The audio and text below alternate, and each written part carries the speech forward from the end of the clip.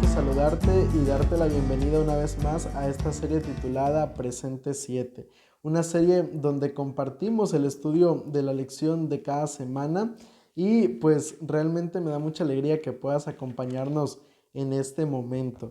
Yo quiero invitarte a que si tú aún no te suscribes a este canal de YouTube, puedas hacerlo. En la parte de abajo está el botón de suscribirse y a un lado la campanita de notificaciones para que la actives y de esa manera cada vez que subamos un video pues te llegue el mensaje con la notificación. Y también invitarte a que si te gusta este video lo puedas compartir, puedas comentar, puedas dejar allí tu like y de esa manera seguirnos apoyando en este ministerio dentro de las redes sociales.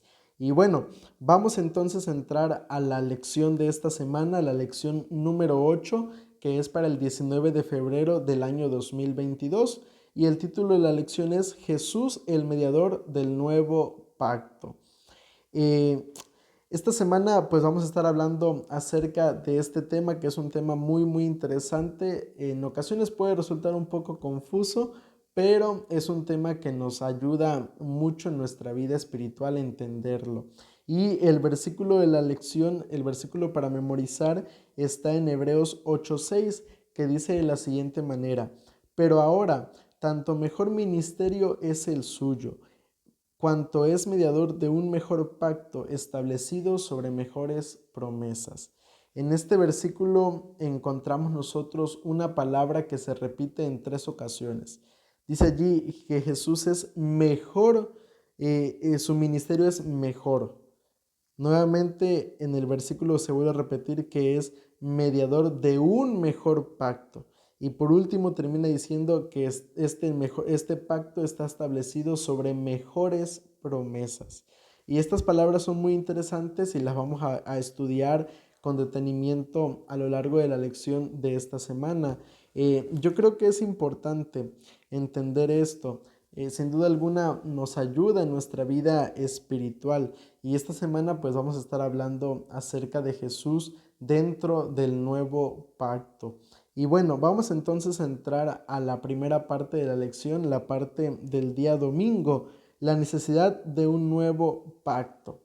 Mira, para poder entender los conceptos que vamos a estudiar durante esta semana, es importante en primer lugar entender qué es un pacto. Y un pacto es un acuerdo solemne entre dos o más partes para hacer o no hacer algo. Y ahora, tomando como base esto, me gustaría leer contigo lo que menciona Hebreos capítulo 7, versículos del 11 en adelante. Dice allí la palabra de Dios: si pues la perfección fuera por el sacerdocio levítico, bajo el cual recibió el pueblo la ley, ¿qué necesidad habría aún de que se levantara otro sacerdote según el orden de Melquisedec, y que no fuera llamado según el orden de Aarón? Pues cambiado el sacerdocio, era necesario que haya también cambio de ley. Y ahí vamos a detenernos. Mira, Pablo inicia diciendo en el versículo 11 que si el sacerdocio levítico fuera perfecto, no habría necesidad de un nuevo sacerdocio. Pero como el sacerdocio levítico no era perfecto, por varias razones, especialmente por el hecho de que estaba pues lleno de seres humanos que pecan, seres humanos que ahí el mismo Pablo lo dice, que era necesario que ellos ofrecieran sacrificios primero por ellos mismos antes que ofrecer sacrificios por otras personas. Entonces, tomando como base eso, dice él que era necesario un nuevo sacerdocio, pero un sacerdocio según el orden de Melquisedec, es decir, el sacerdocio de Jesús. Y al ser establecido el sacerdocio de Jesús, tuvo que haber un cambio de ley. ¿Por qué tuvo que haber un cambio de ley? Porque justamente lo dice el versículo 14, porque es sabido que nuestro Señor vino de la tribu de Judá, de la cual nada habló Moisés tocante al sacerdocio. Recordemos que los únicos que servían en el sacerdocio eran los de la tribu de Leví. Pero Jesús, que es instituido según el orden de Melquisedec, él no viene de la tribu de Leví, él viene de la tribu de Judá. Entonces, eso provoca que haya un cambio en la ley, lo que veíamos hace unas semanas atrás. Y ahora vamos a saltarnos hasta el versículo 18 del mismo capítulo 7, queda pues abrogado el mandamiento anterior a causa de su debilidad e ineficiencia, pues la ley nada perfeccionó y se introduce una mejor esperanza, por la cual nos acercamos a Dios. Dice allí el versículo 18 y 19 que queda abrogado, queda cancelado entonces el mandamiento anterior a causa de su debilidad y de su ineficiencia. Es decir, que el pacto anterior quedó abrogado, quedó cancelado, no porque fuera imperfecta la ley, sino porque el ser humano, el pueblo de Israel fue imperfecto, no cumplió con la parte del pacto que le correspondía. Entonces, por esa razón tuvo que quedar cancelado ese antiguo pacto y era necesario entonces un nuevo pacto. Y dice allí el versículo 19 que la ley nada perfeccionó, sino que nos introduce a una mejor esperanza. Y mira, eso también es importante entenderlo. ¿Por qué razón? Porque la ley al final de cuentas no nos salva. La ley no nos salva. La ley lo único que hace es, como dice Romanos 10:4, es conducirnos a Jesús, por medio del cual somos realmente justificados. Solamente conducirnos a Jesús. Y entonces esto obligaba a que Dios estableciera un nuevo pacto con el pueblo de Israel. Pero surge entonces la pregunta, cuando hablamos de un nuevo pacto, ¿nos referimos a un pacto basado en otras cuestiones o a qué nos referimos cuando hablamos acerca de un nuevo pacto? Y esto es justamente lo que nos habla la parte del día lunes, nuevo y renovado. Y mira, me gustaría leer lo que dice Hebreos 8, versículos del 8 al 12. Pues reprendiéndolos dice, vienen días, dice el Señor, en que estableceré con la casa de Israel y la casa de Judá un nuevo pacto, no como el pacto que hice con sus padres el día que los tomé de la tierra de Egipto, para sacarlos de la tierra de Egipto. Como ellos no permanecieron en mi pacto, yo me desentendí de ellos, dice el Señor. Por lo cual, este es el pacto que haré con la casa de Israel después de aquellos días, dice el Señor. Pondré mis leyes en la mente de ellos y sobre su corazón las escribiré. Y seré a ellos por Dios, y ellos me serán a mí por pueblo. Ninguno enseñará a su prójimo, ni ninguno a su hermano diciendo, conoce al Señor, porque todos me conocerán, desde el mayor hasta desde el menor hasta el mayor de ellos, porque seré propicio a sus injusticias, y nunca más me acordaré de sus pecados ni de sus maldades.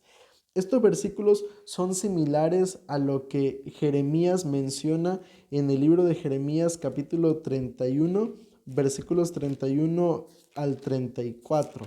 Y me gustaría también darle lectura porque esta parte también es importante. Jeremías 31, versículos 31 al 34. Vienen días, dice Jehová, en los cuales haré un nuevo pacto con la casa de Israel y con la casa de Judá, no como el pacto que hice con sus padres el día que los tomé de su mano para sacarlos de la tierra de Egipto, porque ellos invalidaron mi pacto, aunque fui yo un marido para ellos, dice Jehová. Pero este es el pacto que haré con la casa de Israel después de aquellos días, dice Jehová. Pondré mi ley en su mente y las escribiré en su corazón. Yo seré su Dios y ellos serán mi pueblo. Y no enseñará más ninguno a su prójimo, ni ninguno a su hermano diciendo, conoce al Señor, conoce a Jehová, porque todos me conocerán, desde el más pequeño de ellos hasta el más grande, dice Jehová, porque perdonaré la maldad de ellos y no me acordaré más de sus pecados. Mira, desde que se estableció el antiguo pacto, el plan de Dios siempre fue colocar su ley en la vida del ser humano. Ese fue originalmente el plan de Dios y de esa manera ayudar al ser humano a que pudiera caminar conforme a su ley. La promesa del nuevo pacto está basada en realidad en el libro de Jeremías. El concepto del nuevo pacto, hay muchas personas que dicen que el nuevo pacto es una idea del Nuevo Testamento, pero realmente lo podemos encontrar desde el libro del profeta Jeremías. Y Jeremías no habla estrictamente de un nuevo pacto como tal, sino que él está hablando más bien de una renovación del pacto original. Ahora, Esto es importante mencionarlo. A lo largo de la historia, Dios estableció diferentes pactos con sus hijos de diferentes épocas, con Adán y Eva, con Noé, con Abraham, con Isaac. Dios estableció diferentes pactos, pero al final de cuentas todo se manifiesta en una situación. Todos son manifestaciones históricas de un mismo pacto.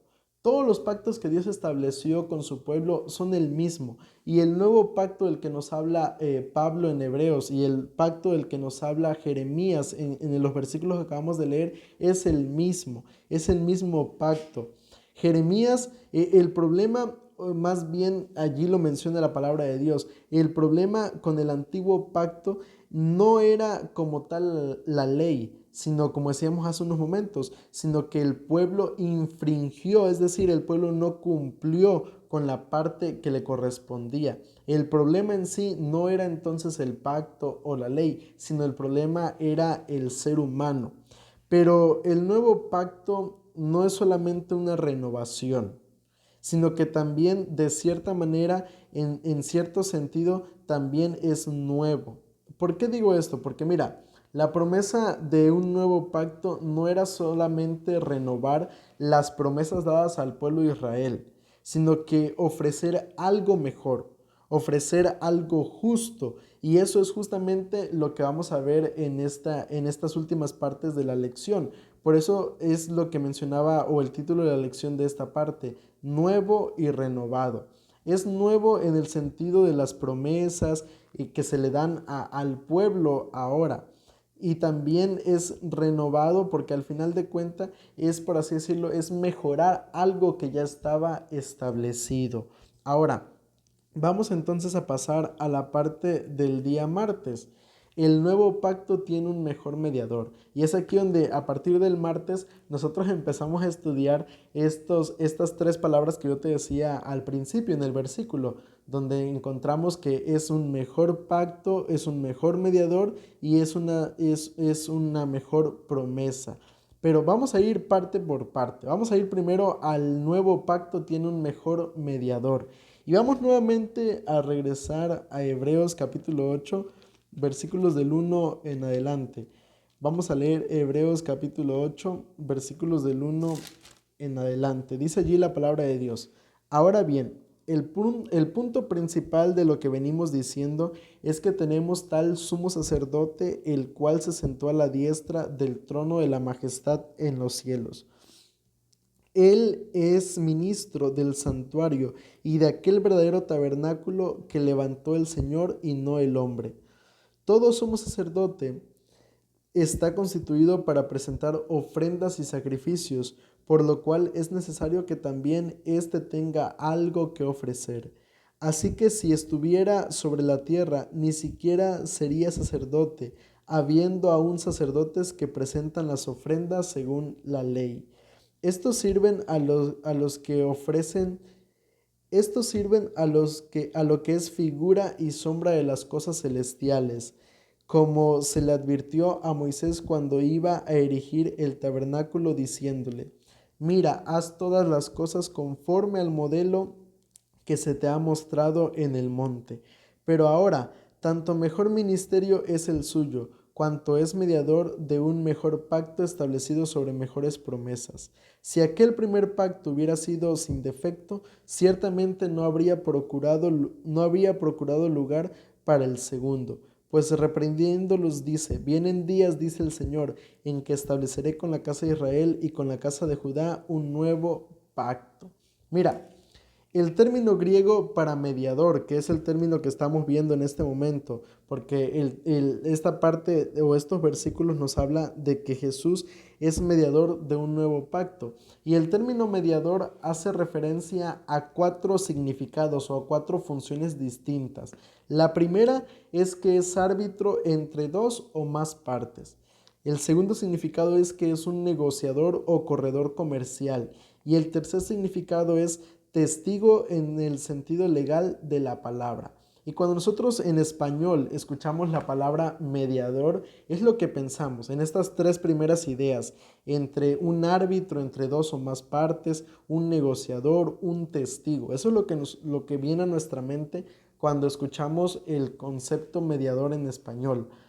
Pero en el término griego hay un cuarto significado de esta palabra, y es el que pocas veces encontramos o el que pocas veces nos referimos, pero en el libro de Hebreos es el concepto al cual hace referencia justamente esta palabra, y el concepto es alguien que se constituye como fianza y por lo tanto garantiza la ejecución de un contrato.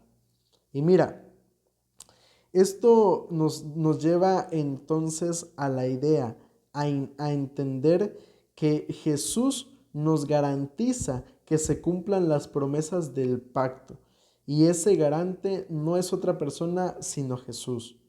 Jesús garantiza las promesas del nuevo pacto. A través de su vida, a través de su muerte, a través de su entronización, Él nos promete o Él nos asegura que nosotros también, o que esas promesas o las promesas de Dios serán una realidad en nuestra vida.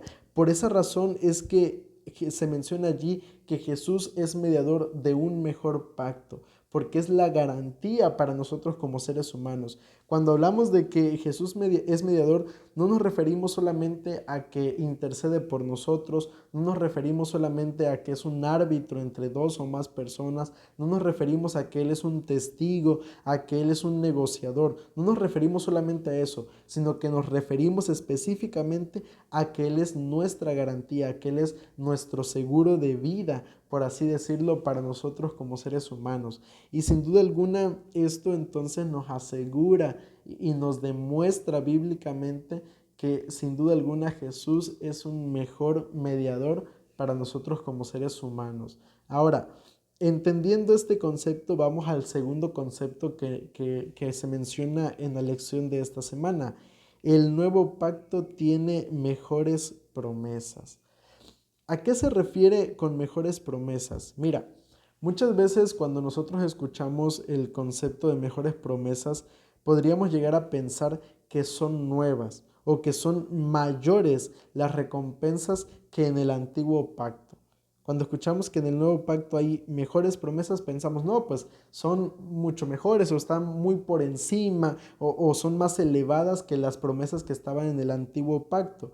Pero esta expresión, más allá de referirse a algo mejorado, a algo por encima del antiguo pacto o de las antiguas promesas, se refiere más bien a una clase diferente de promesas. ¿A qué clase diferente de promesas se refiere? Mira, para entender esto es importante ir un poco a la historia del pueblo de Israel. Y vamos a ir rápidamente a Éxodo capítulo 24. Éxodo capítulo 24, versículos del 1 en adelante. Allí en esos versículos nosotros encontramos que Dios establece con su pueblo un pacto. Dios le dice allí en el versículo 1, sube a Moisés, le dice, sube ante Jehová junto con Aarón, Nadab, Abiú y 70 de los ancianos de Israel, y os inclinaréis de lejos. Pero solamente Moisés se acercará a Jehová, y que ellos no se acercan ni se suban, dice allí, ni el pueblo debía hacer esto. Y Moisés dice allí en el versículo 3, fue y le contó todas estas palabras al pueblo de Israel. Y dice allí que el pueblo de Israel respondió a esta indicación de parte de Dios, cumpliremos todas las palabras que Jehová ha dicho. Y allí viene lo interesante a partir del versículo 4. Entonces Moisés escribió todas las palabras de Jehová, y levantándose de mañana edificó un altar y 12 columnas al pie del monte, una para cada tribu. Luego envió jóvenes de los hijos de Israel, los cuales ofrecieron holocaustos y becerros como sacrificio de paz a Jehová. Moisés tomó la mitad de la sangre, la puso en tazones y esparció la otra mitad de la sangre sobre el altar. Después tomó el libro del pacto y lo leyó a oídos del pueblo de Israel. Y nuevamente la respuesta del pueblo fue, obedeceremos y haremos todas las cosas que Jehová ha dicho. Y termina diciendo el versículo 8: entonces Moisés tomó la sangre, la roció sobre el pueblo y dijo: esta es la sangre del pacto que Jehová ha hecho con vosotros sobre todas estas cosas. Y luego, ahora, vamos nosotros también, porque hay que comparar estos versículos que acabamos de leer con lo que menciona Hebreos capítulo 10, versículo 5 en adelante, para poder entender el punto de esta parte de la lección. Hebreos capítulo 10, versículos del 5 en adelante. Hebreos 10 del 5 en adelante. Dice allí la palabra de nuestro Dios. Hebreos 10 del 5 en adelante. Por lo cual, entrando en el mundo, dice: sacrificio y ofrenda no quisiste, mas me diste un cuerpo, holocausto y expiación por el pecado no te agradaron. Entonces dije: he aquí vengo, Dios, para hacer tu voluntad, como en el rollo del libro está escrito de mí, diciendo primero: sacrificio y ofrenda y holocausto y expiación por el pecado no quisiste ni te agradaron, cosa que se ofrecen según la ley, y diciendo luego: he aquí vengo, Dios, para hacer tu voluntad. Quita lo primero para establecer esto último. En esa voluntad somos santificados mediante la ofrenda del cuerpo de Jesucristo, hecha una vez para siempre. El antiguo pacto que Dios estableció con el pueblo de Israel se ratificó con la sangre de los sacrificios. Y esta era una manera en la que Dios le estaba queriendo decir al pueblo de Israel: prefiero morir yo antes que no cumplir con las promesas. Y Dios esperaba básicamente la misma respuesta del pueblo de Israel: preferimos nosotros morir antes que no cumplir con las promesas. Sin embargo, el pueblo prometió obedecer a la ley. Vemos allí en Éxodo 24 que el pueblo prometió por lo menos en 3 ocasiones obedecer a lo que Dios le pedía. Ambas cosas, el sacrificio de un animal y la obediencia a la ley, eran necesarias al momento de hacer el pacto con Dios. Por esa razón en Hebreos vemos que se establece esta cuestión. Pero en el nuevo pacto, allí en lo que acabamos de leer en Hebreos capítulo 10, en el nuevo pacto el sacrificio lo hizo Jesús. Él derramó su sangre. La obediencia a la ley la cumplió Jesús en su vida. Y eso nos garantiza entonces a nosotros las promesas del pacto. Y al mismo tiempo nos da a nosotros el Espíritu Santo para ayudarnos a cumplir la ley. Por esa razón es entonces que se menciona en esta parte de la lección, en la parte del día miércoles, que el nuevo pacto tiene mejores promesas, porque está basado en el sacrificio de Jesús en la cruz del Calvario, porque está basado en la obediencia de Jesús en la cruz del Calvario. Pero básicamente las promesas siguen siendo las mismas. Las promesas que Dios estableció con su pueblo de Israel en el pasado, con Abraham, con Isaac, con Noé, con Adán, eran las mismas. Obedece y vas a ser salvo. Obedece, hazme caso, vive conforme a la ley y te irá bien. Y serás bendecido en gran manera. Y las promesas del nuevo pacto son las mismas. Dios pide de nosotros obediencia. Dios quiere que nosotros seamos fieles a Él, y entonces de esa manera nosotros tendremos la oportunidad de alcanzar la salvación. No porque la vida cristiana esté basado, o la salvación, mejor dicho, esté basada en la obediencia a la ley de Dios, porque ya lo veíamos ahorita. Ahora el nuevo pacto está basado ya no en sacrificio de animales, ya no en la obediencia específica del pueblo del pueblo de Israel o de nosotros como seres humanos, sino que ahora está basada en la obediencia de Jesús a la ley, en esa vida de obediencia y en su muerte en la cruz del Calvario. Pero básicamente las promesas siguen siendo las mismas para nosotros como seres humanos. En este caso vemos allí que realmente el beneficio sigue siendo el mismo para cada uno de nosotros. Y ahora vamos a pasar a la parte del día jueves, la última parte de la lección de esta semana, que te soy sincero, cuando estaba repasando la lección, me resultó la parte más hermosa de toda la lección, la parte del día jueves. Y mira, yo quiero leer contigo 2 textos, Jeremías 31, 33, Jeremías 31, 33 y luego vamos a leer un texto del libro de Ezequiel. Jeremías 31-33 dice de la siguiente manera: pero este es el pacto que haré con la casa de Israel después de aquellos días, dice Jehová. Pondré mi ley en su mente y la escribiré en su corazón. Yo seré su Dios y ellos serán mi pueblo. El deseo de Dios era colocar su ley en nuestra vida. Ese siempre fue el deseo de Dios, como te decía hace unos momentos. Ese fue el deseo de Dios. Y con el nuevo pacto Dios promete colocar su ley en nuestra vida. Pero ahora, Ezequiel 36, 26 al 27, escucha lo que dice allí, por favor.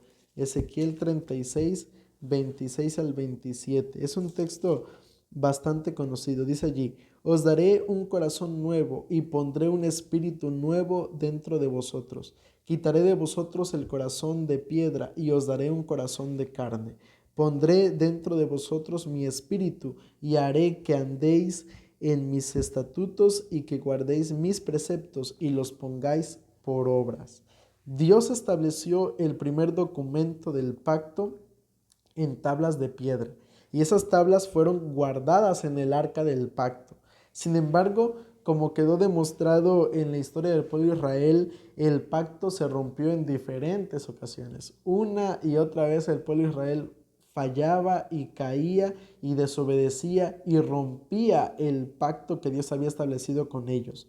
Por eso es que en el libro de Jeremías, cuando se habla del concepto del pacto, y por eso en el libro de Hebreos, cuando nos dice que es un mejor pacto establecido sobre mejores promesas, se está refiriendo ahora al hecho de que Dios deseaba escribir su ley, pero no en tablas de piedra, no en un libro, no en rollos, no en algo que se pudiera romper físicamente o perder físicamente, sino que ahora quería colocarlo en el corazón de su pueblo.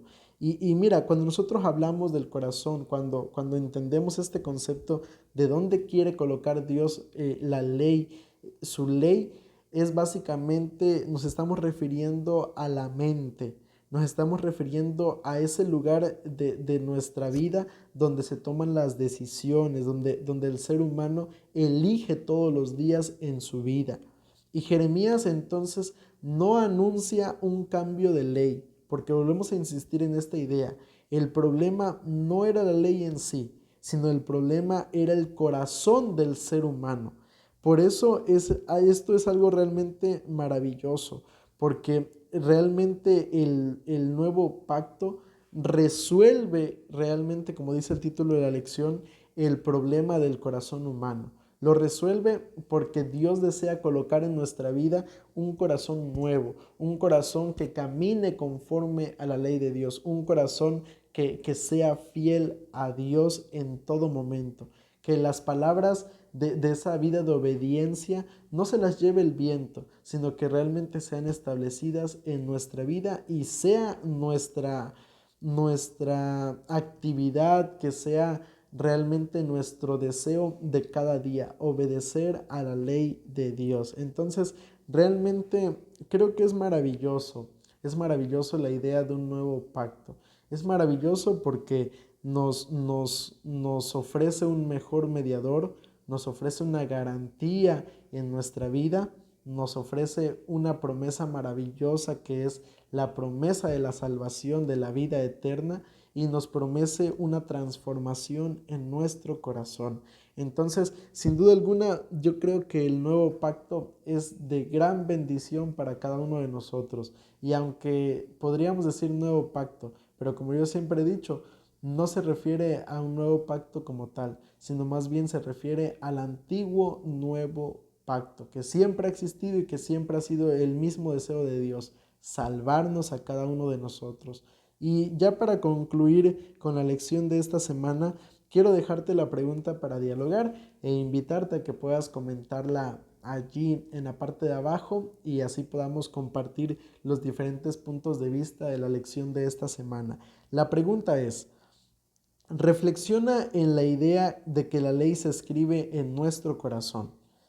¿Qué significa esto para la vida espiritual de un cristiano? Esa es la pregunta para reflexionar de esta semana. Y pues a manera de conclusión, yo quisiera compartirte lo siguiente. Aunque Dios estableció un nuevo pacto, lamentablemente muchos de nosotros seguimos viviendo en el antiguo pacto. Seguimos confiando en nuestra propia obediencia, seguimos confiando en lo que nuestras propias fuerzas pueden hacer, seguimos basando nuestra vida en una vida de obediencia legalista a la ley de Dios y muchas veces seguimos ofreciendo sacrificios que Dios ya ni siquiera nos pide. Por eso yo creo que la oración diaria de cada uno de nosotros, de cada cristiano, debiera ser: Señor, dame un nuevo corazón, un corazón capaz de amarte, un corazón capaz de obedecerte. Realmente yo quiero hacer de esto mi oración diaria. Yo quiero un nuevo corazón.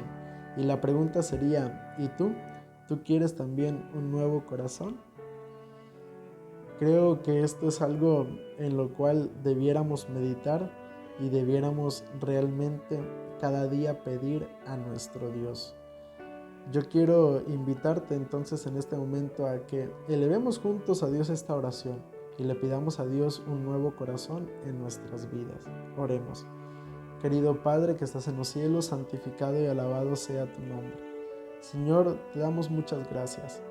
Gracias por haber establecido un nuevo pacto, un pacto que no está basado en lo que yo pueda hacer como ser humano, un pacto que no está basado en lo que otras personas puedan hacer por mí y por mi salvación, sino un pacto que está establecido en ti, en un mejor mediador, en mejores promesas y un pacto que nos asegura una transformación en nuestra vida.